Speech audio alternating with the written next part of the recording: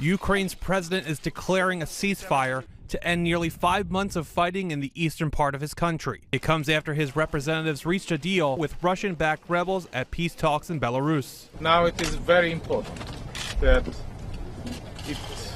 this ceasefire lasts long, and during this ceasefire we continue the political dialogue who can bring the peace and stability on Donbass.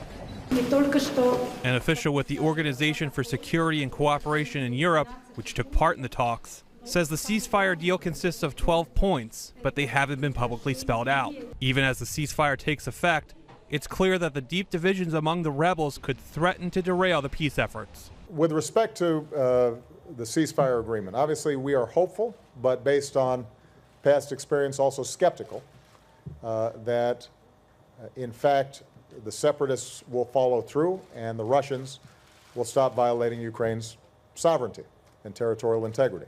Just hours before ceasefire talks began, heavy shelling resounded on the outskirts of a key Ukrainian port as Russian-backed rebels pressed their southeast offensive.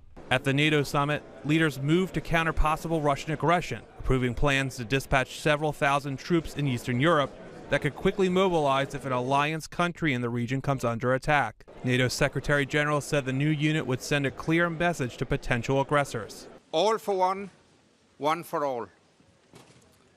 Europe and North America together. This is what NATO is all about. While Ukraine is not part of the NATO alliance, Russia's actions have prompted fears among member countries in Central and Eastern Europe that the Kremlin could seek to make gains within their borders as well. Bob McCall, Associated Press.